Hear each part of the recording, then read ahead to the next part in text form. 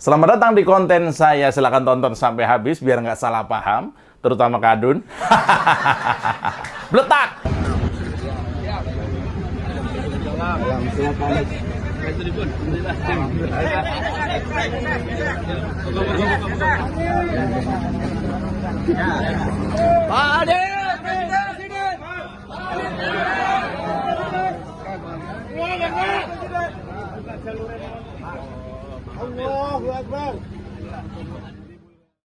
Ya, banyak yang ngontak saya kok kontennya Anies melulu. Ya habis gimana dong? Kalau terkait dengan capres kan baru Anies yang resmi dicapreskan oleh partai. Ya kan?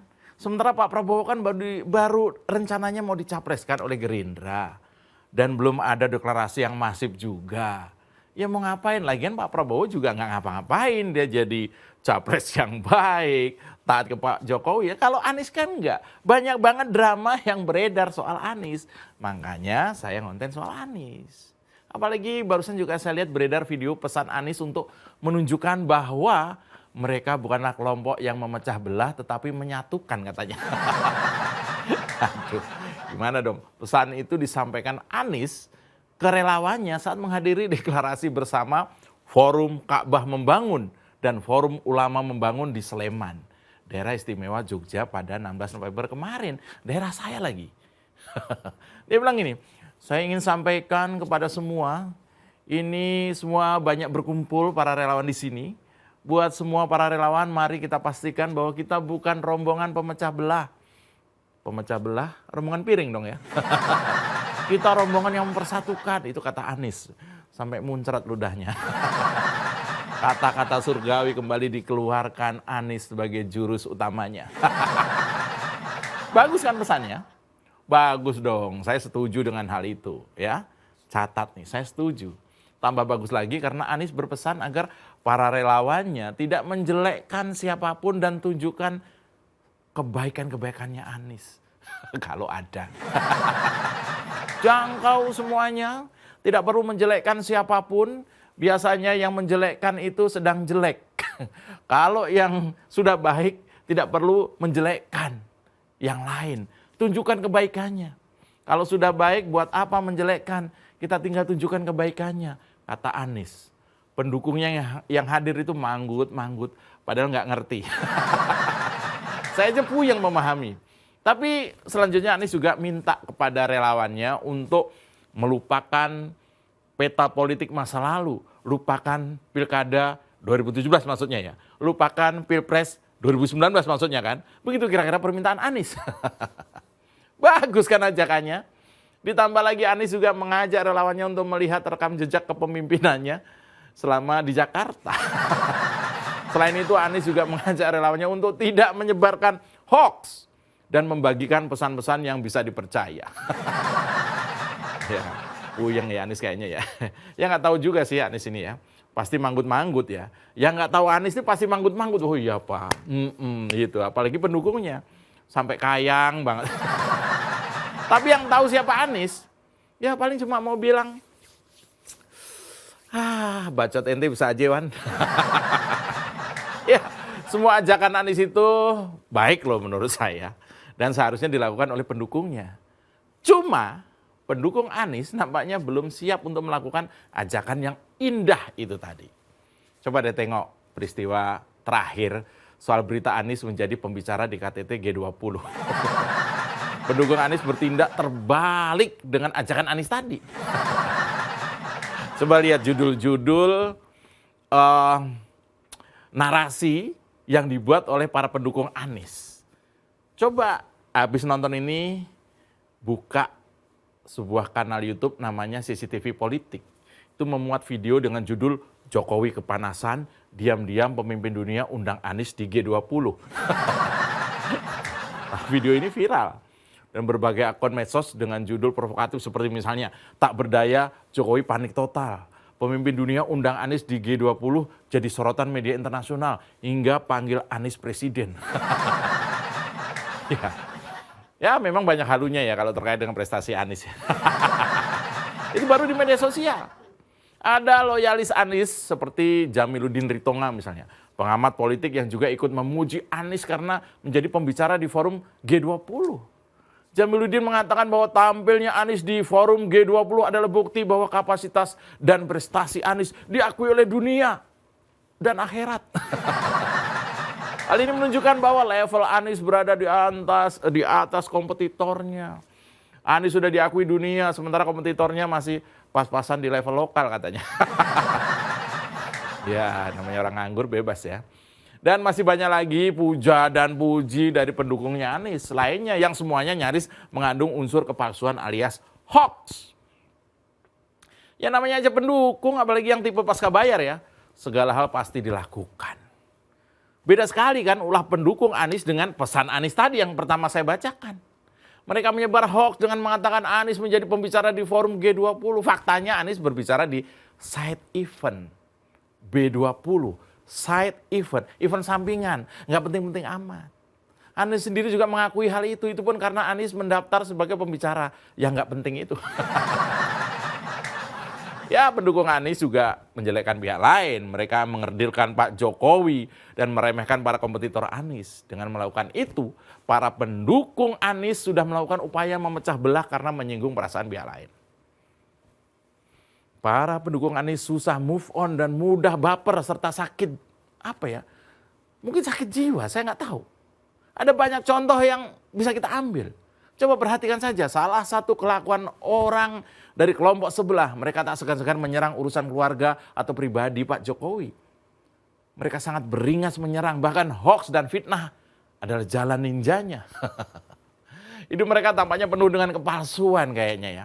Sama dengan Anies yang hidupnya banyak dipoles agar terlihat megah dan wah di media sosial. Tapi kenyataannya malah sebaliknya. Penuh drama, pencitraan berlebihan, settingan yang sifatnya maksa banget. Ini bahaya kalau capres kualitasnya begini. Pantesan partai-partai banyak yang ogah meminang Anies sebagai capres mereka. Takut kecipratan jelek. Ya pihak lain harus berhati-hati dengan manuver menggelikan dari pendukung Anies. Jangan sampai ikut terseret oleh narasi mereka. Kalau keceplosan rasanya sulit dipercaya, masa berulang kali? Jangan-jangan pendukung Anies ini nggak ngerti soal norma politik, nggak paham soal etika. Kalau menghina figur lain sebagai relawan pendukung Anies, dampaknya juga ke Anies loh. Paham nggak? Kalau ente jelek-jelekin figur lain, dampaknya tuh ke Anies.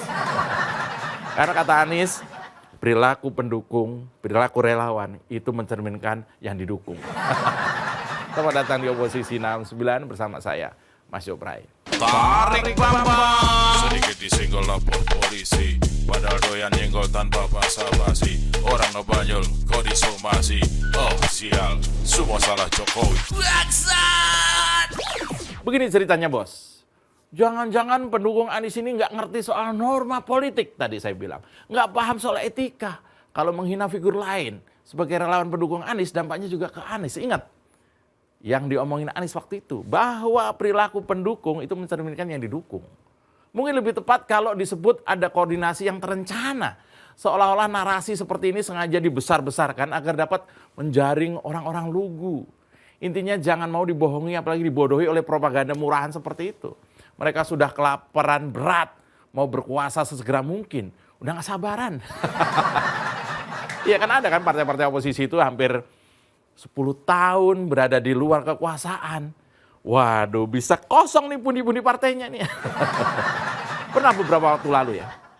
Ada mantan rektor namanya, bukan mantan rektor, masih rektor mungkin ya. Rektor Musni Umar yang tidak sengaja membuat cuitan soal relawan digital Anies yang diberi pelatihan di hotel. Sungguh sebuah kebetulan yang sangat pas. Entah pelatihan seperti apa yang mereka terima sebenarnya.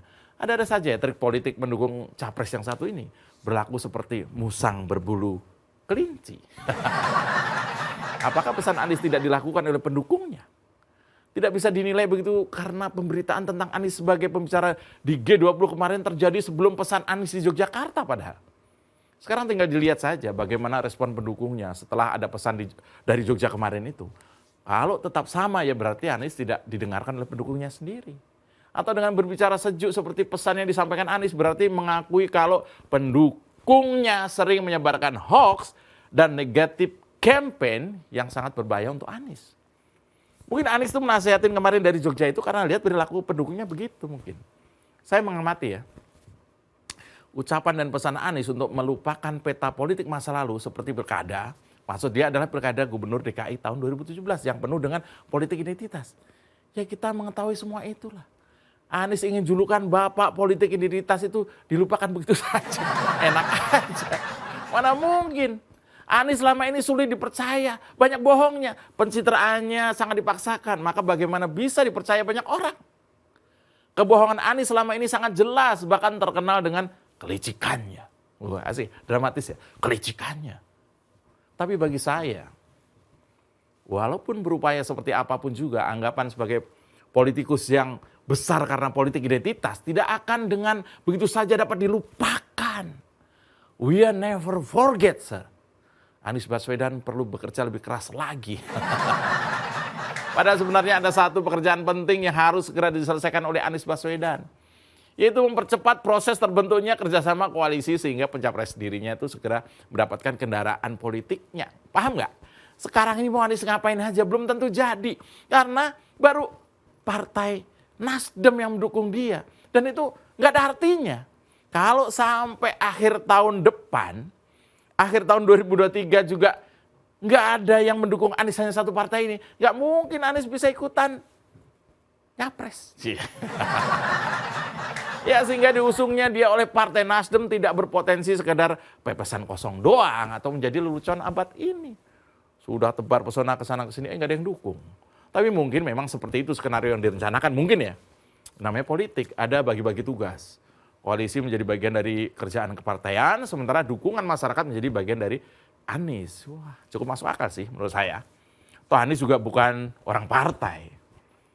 Dia juga tidak bisa diharapkan untuk hal semacam pembagian tugas dan rencana strategi pemenangan, apalagi terkait dengan logistik pendukung mesin partai. Enggak lah, enggak ngerti Anies. Kemampuan dia memang di bidang tata kata, membranding dirinya sendiri, serta cari muka. Ya itu betul kalau itu. Ajang cari muka memang cocok dengan kefasihan Anies. Modalnya cuma lebih dari cukup. Kemampuan olah kata dan oratif dialogisnya tidak perlu diragukan lagi. Anies Baswedan memang jagonya. Jago ngomong. Ya ini menjadi sangat penting dilakukan oleh Anies Baswedan sendiri. Mengingat stigma politik identitas sangat lekat pada jalan politiknya. Yang sehingga dapat mencapai posisinya saat ini. Iya, hal tersebut menjadi noda besar pada diri Anies. Nah, untuk itulah Anies harus turun langsung ke masyarakat. Dia harus mencuci tangannya, mukanya, badannya maksudnya, serta seluruh tubuhnya dari noda itu. Dan jalan satu-satunya adalah dengan turun langsung.